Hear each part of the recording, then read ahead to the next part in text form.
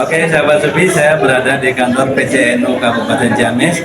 Bersama saya sudah hadir Sekretaris PW Cekia Jawa Barat, Bapak Dr. Ali Kosim. Kita akan bincang-bincang seperti apa sih masa depan para hafid-hafid. Assalamualaikum, Pak Kiai. Pak Kiai, ini ada image, ya, ada mitos. Hafal Quran itu punya masa depan nggak? Nah, ini perlu dijawab. Iya. Ini terima kasih. Jadi menghafal Quran itu memang kalau saya ini kan itu sebenarnya justru punya masa depan yang sangat cerah. Begitu ya. Ya, karena orang yang menghafal Al-Quran itu sebenarnya dia sedang belajar untuk menjadi orang yang sukses. Begitu ya. Karena dalam proses menghafal itu kan ada menghafal itu pertama harus sungguh-sungguh. Nah, sungguh-sungguh ini itu menjadi modal dalam konteks kehidupan yang nyata. Apapun yang dilakukan kalau tidak dengan sungguh-sungguh tidak akan berhasil. Nah, mereka menghafalkan Al-Quran dengan sungguh-sungguh, dengan misalnya berapa tahun gitu, anggap 1 tahun, 2 tahun.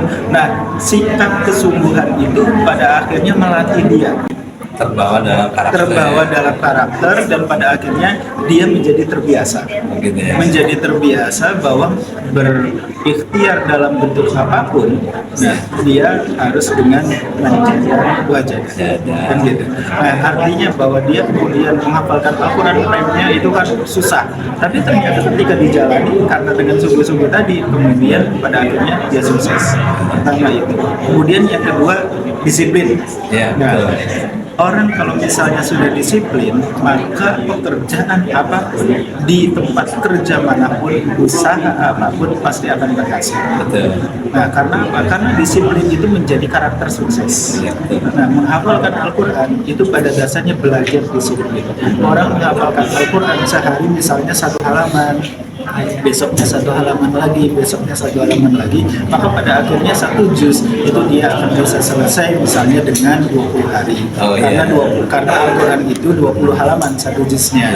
Nah, kalau dia tidak disiplin, hari ini ngapalin, kemudian besok enggak, besoknya lagi enggak, kemudian baru seminggu lagi dia ngapalin, maka pada akhirnya apa? Dia tidak terbiasa disiplin. Nah, karakter sukses orang itu adalah salah satunya disiplin. Nah, kemudian yang ketiga aja. Nah, yang ketiga adalah pantang menyerah. Oh ya. Nah, orang menghafalkan Al-Quran, kalau ketika misalnya dia belajar itu baru aja misalnya, nah kemudian dia susah, udah aja, nggak belajar lagi, maka dia tidak akan hafal Al-Quran. Oke.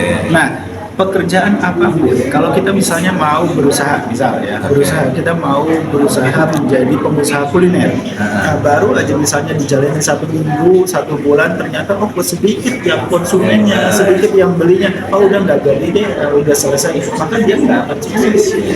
Nah, jadi pantang menyerah di sini kalau dilakukan oleh para penghafal Al-Quran itu sejatinya sebenarnya dia melatih diri agar dalam konteks kehidupan dia punya sikap-sikap yang baik, sikap-sikap yang minimal 3 tadi, dia disiplin, dia sungguh-sungguh, dan juga dia pantang.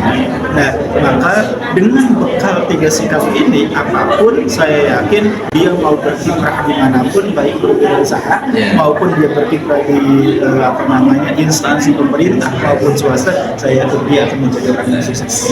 Ditambah yang terakhir, yang paling ini sifatnya transendental, sifatnya tidak dimiliki oleh yang lain.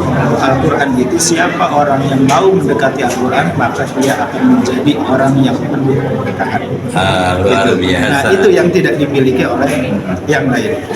Belajar apapun, belajar matematika, belajar bahasa Inggris dan lain-lain, keberkahannya akan seberkah mempelajari Al-Quran. Kehidupan ini banyak yang di luar nalar manusia. Dan ketika kemudian kita menjalani ikhtiar lahiriahnya dengan tadi, sungguh-sungguh, disiplin dan pantang menyerah, kemudian kita ikhtiar batiniahnya, menyerahkan kepada Allah dengan kebahagiaan Al-Quran, insya Allah masa depannya saya jamin tidak akan ada yang kemudian suram. Betul. Gitu. Terus ini Pak, dukungan CKH ini kepada generasi muda agar cinta Al-Quran. Bentuknya apa aja nih Pak, dukungan CKH ini? Nah, JKH ini sebenarnya menjadi salah satu organisasi yang memang concern dalam bidang pengkaderan Al-Quran, baik hafid maupun dia qori gitu. Nah, salah satu kontribusi yang diberikan oleh JKH itu salah satunya adalah dengan membuat berbagai metode yang kira-kira oleh orang ya, oleh masyarakat itu metode ini diterapkan kemudian menjadi mudah. Jadi kita untuk menghafalkan Al-Quran yang dulu-dulu misalnya orang menghafalkan Al-Quran ya, orang menghafalkan Al-Quran sulit, kita mempunyai metode, salah satunya adalah metode ilham. Ya, nah dengan begitu pada akhirnya bukan hanya hitungannya tahunan tapi bulanan dia sudah bisa hafal. Begitupun dengan tilawah. Luar biasa. Ya. Nah artinya JKH sebagai organisasi yang memang di dalamnya banyak para pakar Al-Quran itu menciptakan berbagai metode yang memudahkan orang lain untuk belajar Al-Quran. Nah kemudian yang kedua, support untuk kehidupan ya, support untuk kehidupan para kader Al-Quran. JKH juga bekerja sama dengan lembaga, salah satunya Basnas ya, itu memberikan pelatihan skill. Di antaranya apa itu? Life skill diantaranya adalah pelatihan kewirausahaan. Jadi mereka dilatih, kan ngaji itu menjadi sebuah keniscayaan ya, karena sebuah rutinitas. Tapi kan tidak ada salahnya orang yang ngaji dia menjadi pengusaha. Kan gitu. Iya. Nah, maka untuk membekali itu, JKH bekerja sama dengan lembaga, salah satunya adalah Basnas, melatih kewirausahaan para kader-kader Al-Quran, para guru ngaji yang kemudian mereka dilatih skillnya.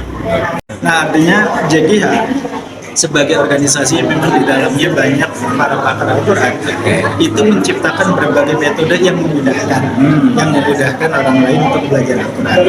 Nah kemudian yang kedua, support untuk kehidupan ya, support untuk kehidupan para kader Al-Quran. JKH juga bekerja sama dengan lembaga, salah satunya Basnas ya, itu memberikan pelatihan skill. Di antaranya apa itu? Life skill diantaranya adalah pelatihan kewirausahaan. Jadi mereka dilatih, kan ngaji itu menjadi sebuah keniscayaan ya, karena sebuah rutinitas. Tapi kan tidak ada salahnya orang yang ngaji dia menjadi pengusaha. Kan gitu. Iya. Nah, maka untuk membekali itu JKH bekerja sama dengan lembaga, salah satunya adalah Basnas, melatih kewirausahaan para kader-kader Al-Quran, para guru ngaji yang kemudian mereka dilatih skillnya. Mereka dilatih motivasi kewirausahaannya, mereka dilatih untuk mampu membuat produk, apapun produknya, yang jelas produknya bisa diterima oleh pasar di masyarakat, yang kemudian pada akhirnya produknya itu bisa menjadi penyemangat dan penunjang hidupnya. Nah, bukan hanya itu aja, juga bermitra dengan lembaga, salah satunya Basnas itu untuk juga memberikan stimulus, bantuan modal untuk yang sudah dilatih tadi. Jadi artinya perekonomiannya kita juga support, kita bangun, bukan hanya mereka keilmuan tapi juga cuannya. Tapi cuannya. Jadi harapannya begini, para guru ngaji, para hafid, para qori, mereka yang kemudian rutinitas hariannya bergerak dengan Al-Quran, itu jangan sampai menjadi orang-orang yang secara ekonomi lemah. Itu takut jadi fitnah ya. Iya. Jadi mereka ekonominya harus betul-betul bagus, ekonominya harus betul-betul mampu menyejahterakan mereka, dan pada akhirnya fid dunya hasanah wa fil akhirati hasanah itu bisa tercapai. Terima kasih Pak Kiai. Kita ucapkan dulu Pak Kiai. Selamat harlah ke-73 buat JKH.